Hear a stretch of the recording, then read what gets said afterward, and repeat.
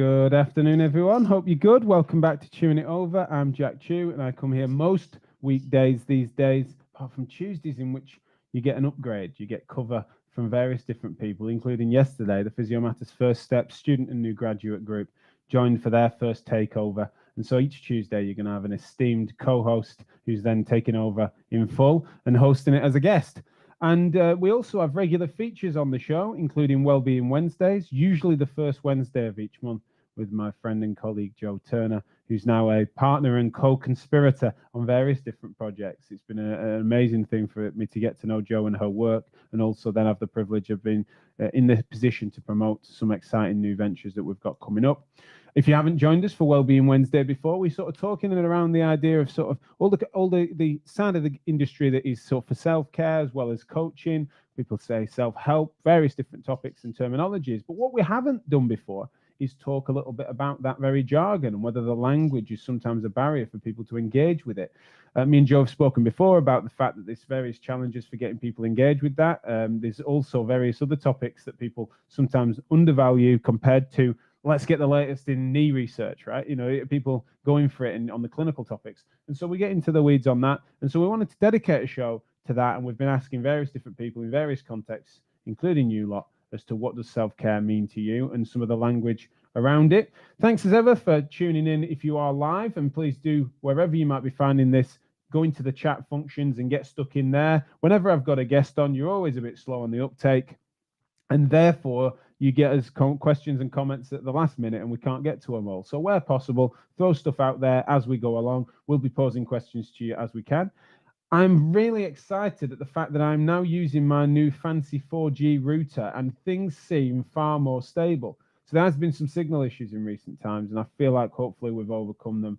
And if we haven't, if it starts glitching, you've got to tell me in the comments section and I'll just have a little sob to myself because this is my best fix and I don't have any other ideas, but hopefully it's a bit more stable now. But anyway, without further ado, let me strip myself of this little frame and bring in my co-host for today, Joe Turner. Joe, can you hear me? Yep, I can hear you. Hi. Fantastic. As ever, waffly intro from me, but that's what we're getting stuck into today, isn't it? Yeah. The jargon, the terminology. Give everyone an insight into why we wanted to go there today. Well, I wanted to go there because, full disclosure straight away, I have a problem with the terminology and in particular with self-care. So when I post the question out on social media, I don't know, people may have perceived that I had an intention to persuade or draw people in using that word or that phrase, but hand on heart, I have a problem with it too. And it's not the two words themselves I have a problem with, but what I struggle with is I love the concept and the really good stuff that's behind it. And it really bugs me that words become a barrier and stop people engaging in some really good stuff. So I am not beholden to the words at all. And I guess I wasn't surprised at the response on social media, but it was brilliant. And thank you so much to all of you that have commented, because actually most of what I'm going to say today is highlighting brilliant things that you've said. So if I'm quoting you, I won't use your name because I haven't asked anyone's permission, but off the front, thank you so much for all your brilliant comments. Do you want me to explain, Jack, where I think the problems lie and the sort of themes that have come up from people's responses? Yeah, definitely, because I think that's something that has been amazing, really. I think that our instincts were right, really. I mean, certainly, yeah, I took your lead on it, but once you'd raised that as an idea, it was like, yeah, even as soon as I scrutinized myself and then asked that question of our audience, it was fascinating just how you're not alone, or we're not alone in having concerns over some of the terminology and being a barrier to entry for something that is important. And we've talked about its importance on many other shows. So yeah, I think that's a good place to start off, really. What were the common themes?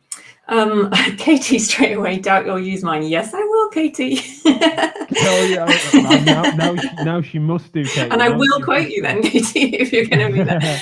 Okay. More importantly, we've also had a comment from Mohit here who said cuddles test and control. Oh, absolutely. I need every excuse, of course, to give him a squeeze, but thank you, Mohit. Yes, I will. But anyway, do carry on. Yeah, so I'll try and summarize what I thought the problems were that came up from comments. And if I miss things, throw them in the comments while I'm talking and we'll bring them all in. So I've tried to categorize them. So first thing I think is it's a lazy catch-all phrase that tries to encompass multiple things. So within self-care, when you look up definitions, I took some notes off various websites here. There's one. So the practice of taking an active role in protecting one's own well-being and happiness, in particular during periods of stress. Self-care is what people do for themselves to establish and maintain health.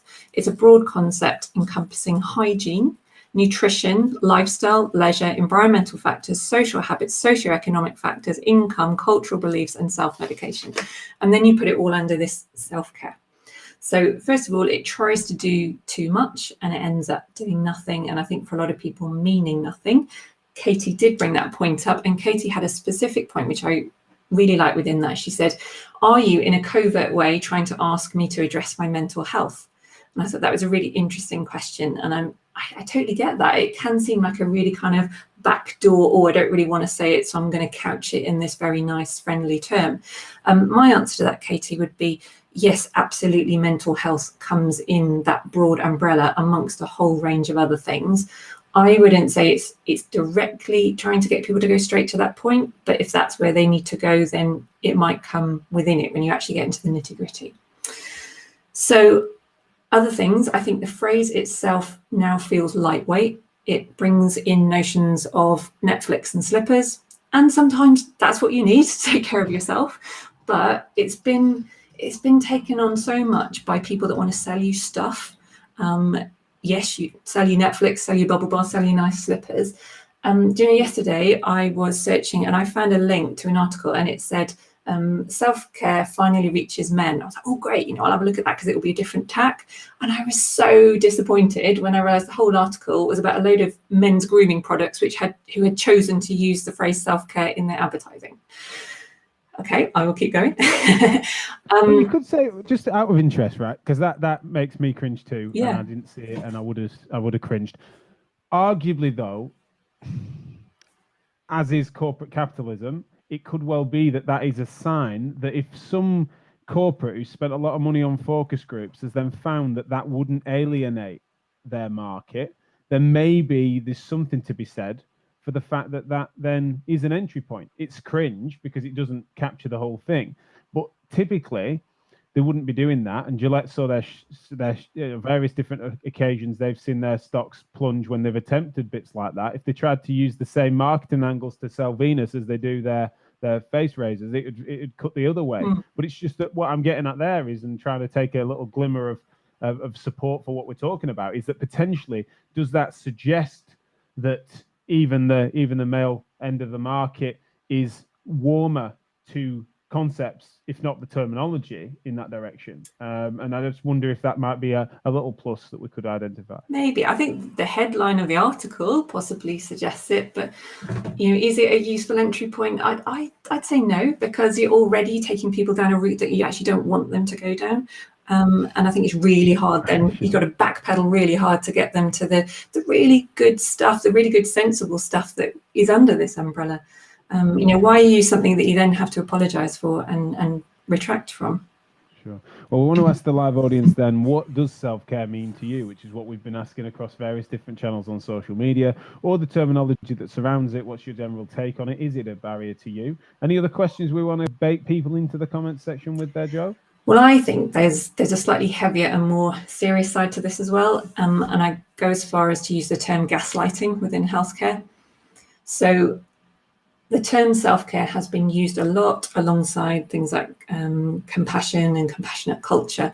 All those things can be really good, but I think there's a really dangerous fine line between giving the message, avoiding the message that there's not really a problem. If you just look after yourselves better, everything will be fine. When there's this massive elephant in the room that services are underfunded, understaffed, staff are absolutely at the end of their tether. So I think you've got to be really careful about, particularly at the moment, how this messaging comes across.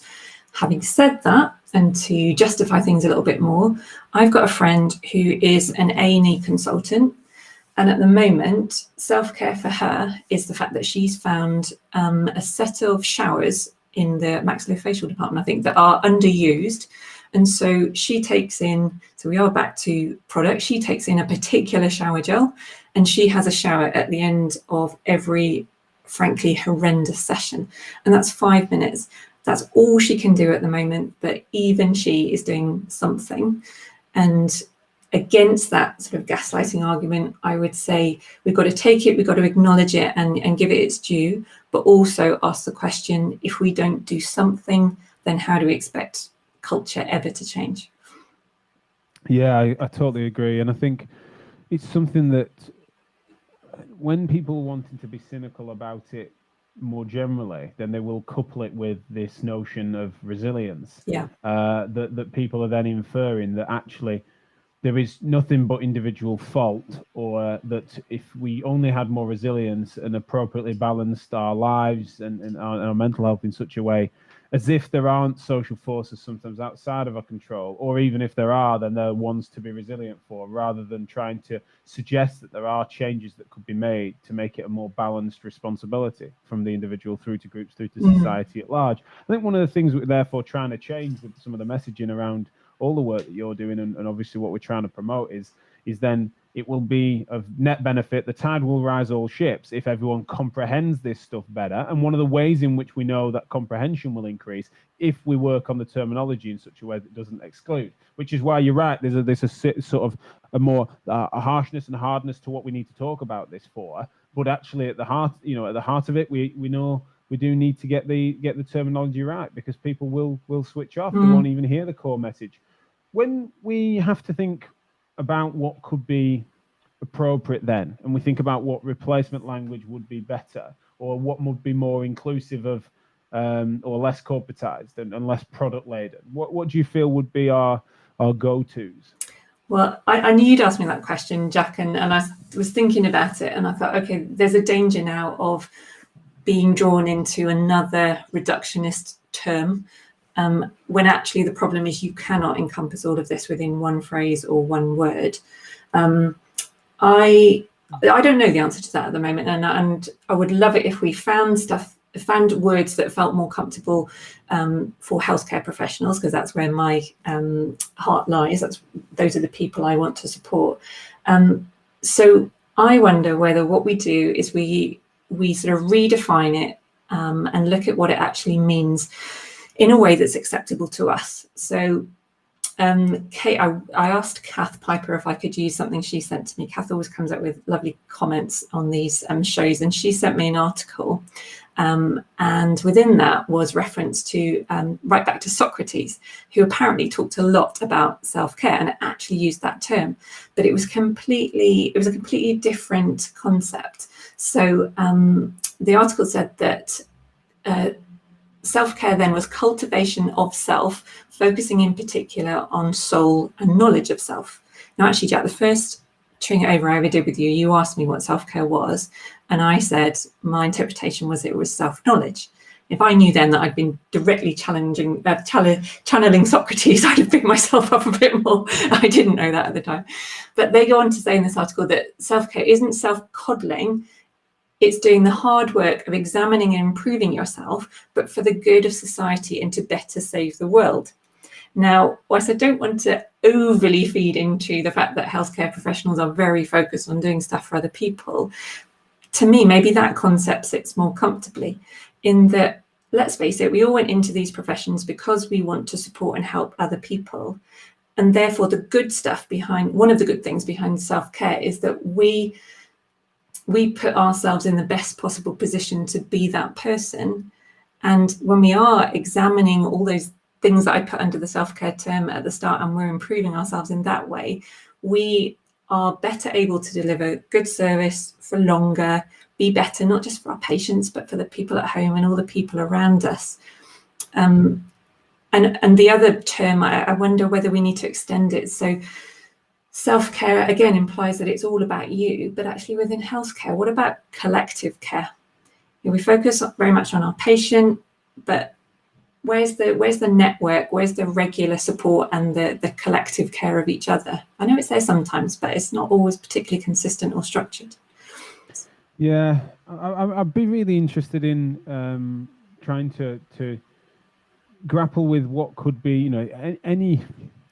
So the mistake that people make where they think they can replace language, and that the semantics of that isn't going to shift over time, and it's going to need replacing again. It's like a weird, clumsy version of clinical or operational, in this case, political correctness, in a way that then you think that you can replace a term, but actually the semantics get carried, because if its usage is synonymous with what the old phrase was, it's not actually going to move on, and we've not actually resolved the underlying issue. I want to just reflect on something that has occurred with regards to some of the work that we've been doing through Physio Matters and this show with you, is that people have then sometimes thought that, or wondered, or asked me to reflect on, and maybe it's something I'll get stuck into more in other shows, whether there is a hypocrisy there, or there's something that's even at best a development away from what our prior models were, whereby people say that there's been something to some degree confrontational about, or us exposing what we consider to be anecdotal and algorithmic practice with evidence, as Physio Matters on a clinical level has been pursuing. And therefore, when I'm then talking about this stuff as if that's going to be like, has something changed that you need to therefore declare, or is it that you consider that to be a continuation, whereas we consider it to be a conflict? That's fascinated me. And what I've come to realize is that actually it's the self-scrutiny on your philosophical priors, the actual act of understanding your own biases, which has been underneath all of our work all along, is actually all that we're suggesting here, but on a level that doesn't then lead to a clinical outcome, right? We've been talking about similar principles, but actually we've been talking about the human interface of reasoning. But in this instance, it's not for effect of how best to treat knee pain. It's actually to a different outcome. And I think that that's something that I've come to realize, that I don't see there being a hypocrisy there. I don't see there being a paradox there. But I do find that that's something that continues to be something I knock into, which is that people do feel that it is too self-indulgent, a word that we've brought up before. They feel like it is self-centered. They feel like it's actually against the spirit of caring. They don't like the idea that, but if you can't look after yourself, then you're not going to be there for them next week. They don't really like that. They think that that's sort of, you're trying to use excuses. And I think that that's where the pandemic has definitely made people realize that, my bandwidth is such that it's definitely, I'm definitely nearer the limit of that than I ever thought. And it's sort of opened people's eyes to it a bit. But there's still a cohort that think that actually these things are, they're not humbling, and to look inwards wouldn't be humbling. It'd just deepen an arrogance. And I think that that's something that continues to need to be, regardless of what language we use, it feels like that needs to be sort of pricked at quite significantly. So anyway, that's some experiences I've been having with some of the feedback we've been getting. Yeah, and it doesn't surprise me at all. So as usual, Jack, there are about 3 questions and then I'll try and keep them in my head. Sorry. So the last bit about, and again, we talked about this the first time we ever did Chewing It Over, about this idea of it's self-indulgent if you look inside. That is a particular viewpoint which is absolutely fine to hold, and I'd be the last person to challenge anyone's right to believe either way. What worries me is there's a bit of a moral superiority both ways. So to me, when someone who is open to a little bit of reflection and analysis, I love the phrase Helen used on LinkedIn. I think she said she sees self-care as the occasional check in the wing mirror and analysing your blind spots rather than waiting for the massive car crash because the blind spot was what caused it. So for the people who are open to that, to then hear other people say, I couldn't possibly look inwards because that's self-indulgent, there's kind of a moral superiority about not being reflective, but it also goes the other way. And that I think feeds into the self-care issue. There are lots of people that are heavily invested in it, not necessarily in our industry, but they become very morally superior about if you're not totally versed with all this stuff and meditating every 5 minutes, then you're somehow an inferior being. And both of those things are problematic, judgmental, and to me not compassionate either way.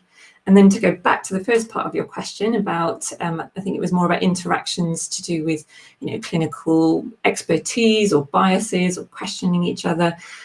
It doesn't mean we stop doing that. Compassion is not avoiding debate. It's about putting ourselves in a position where we can go into that with confidence and come out of it without guilt and find solutions rather than just the end that's meh, meh, meh, meh, meh. There you go. That's my answer. I think that's yeah, and that's really well done for realizing how many question marks were in my last rant. That was really impressive. Yeah, no, that was a lovely reflection. I would wonder, and the only way that people can sometimes seem to get this when I've then had that as one-to-ones, because sometimes these are things that might come in, be that anonymously or just feedback from listeners, but sometimes it's for someone I know that's just reflecting a thought that we're on a conversation about a number of other topics, right? Social call even, especially recently. I've just been picking up with friends. What does this mean to you? So that I'm not just narrowly looking at our typical audience or in healthcare.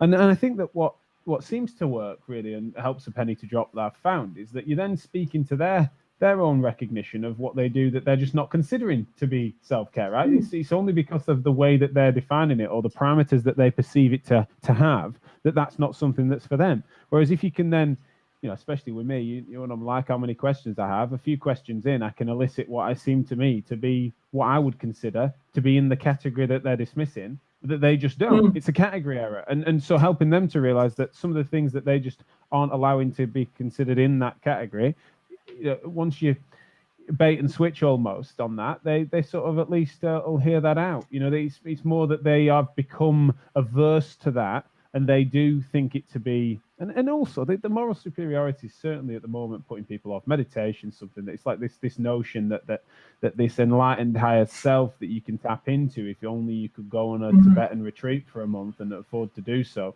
then that there is something that is a qualifying stamp for a difference in behavior, and that is just there is an othering of that, because it just seems so out there, so unlikely, such a privilege to even be able to do and afford the time to do that people have to become despondent and think, well, I don't even want anything to do with that, because I know how ridiculous it sounds relative to my grind at the moment. That's the point, Jet, how ridiculous it sounds. And I think that brings us back to this language issue. So you're right, people may be engaging in behaviours which for them actually are taking really good care of themselves. But in their mind, they've then gone, oh, but that's self-care and I hate that. Oh, and that's meditation and that's what, Buddhists do, and I haven't got time for that. Meditation for me is a chance to give my poor, overworked brain 5 minutes to chill out. And if that's a more acceptable description, then who cares? That's what I mean. That's where the language is keeping us away from some really good stuff and some really helpful stuff. It's brilliant. Some great comments and questions coming in. Helen's has just popped up and been certainly one that's important. Anecdotally, I often find patients with persistent pain really struggle with it too, and especially if she's meaning mindfulness, meditation type aspects, as well as maybe even the broader self-care aspects. I totally agree, Helen. I've experienced that too, and I think that's where, again, I suppose some of the things I've just mentioned in my experience has helped, whereby you're trying to make them realize that this isn't something that's detached from some of the things they already do, and you individualize it rather than it feeling like something that other people can do. And we obviously have that a bit with exercise, done well. We kind of realize that people's perception of, well, gyms are for healthy people. Sometimes we've kind of come around as physios to working out angles to change that perception. Maybe we need to try and help do that for ourselves and for others, to reframe it with self-care. There's a few others that I've flashed up already, but Alistair Beverley's saying about semantics and stigma associated with words. He knows a fair bit about that. And Alistair, please remind me, I need to get you in the diary to come on the show and get stuck into some of that stuff. A account called Thriller72 on YouTube has said it's more of a cultural attitude that we're expected to work until we drop. That speaks to a lot of the things that seem to be motivating you to really get this out there, Joe. Do you think that is the healthcare culture, full stop? I think that's the gaslighting thing I was referring to. Let's face it, the people are working in conditions at the moment that in the NHS that are asking of people what is beyond human tolerance, really. Let's be frank. And are there any other industries that would have even held together in the way that the NHS was being held together before the pandemic, let alone now? I think there's just a kind of acceptance that people in healthcare will, as that comment said, work until they drop. And then, do we adopt that? Is burnout inevitable? Well, the work until you drop has become quite literal as well, right? The vulnerability that people that are under chronic stress are having to this particular pathogen, but certainly there might be worse to come in that direction. We're only lucky at the death rate that coronavirus has, rather than it being anything. There's no reason why this couldn't have been more like, say, MERS or Ebola. And we'd have probably had a similar, and so it's literally, it's not just a metaphorical burnout and psychological thing now. It's that the fact that these things we know have proxies to people's vulnerability to developing pathogens, and that work until they drop quite literally, especially early doors in the pandemic prior to us getting our shit together with PPE. So it's something that we need to start taking more seriously and finding it's important for us to work on the language because it's such an important topic. This is not something it's like, well, maybe if we could just get the language better, then maybe we could raise standards. It's like, well, the consequences of not doing, right? It's like, what is more important? The interface that we're using to develop health in a public sector at the moment, especially, but generally across healthcare, is the interface between the therapist and the patient, right? And you need those people to have not just the relationship between them, but for them to be able to exist, for the therapist to turn up to work, the therapist to be able to be present for a number of people a day. It's something that is so unstable and unsustainable about the industry at the moment is the hope. Everyone's just crossing their fingers, aren't they? There's not anything proactive being done about that. Now, you've got an in-joke here from Evie Martin, I can only assume, Yes. that I need to, you're going to need to clarify for me. Yeah, so Evie put this up on Twitter yesterday. This was her, this is what she considered a better definition of self-care: time investment in conservation and optimization of attentional bandwidth. Evie, there are lots of long words in there. I'm not even quite sure how to paraphrase that. But yeah, Evie thinks that TICOAB is the new self-care. Well, Evie, as catchy as that is, it doesn't quite roll off the tongue. But also, when I sort of walk it through, I can understand where she's getting at with it. Not sure it's going to catch on quite so much, but we might need to do a bit of a branding exercise together.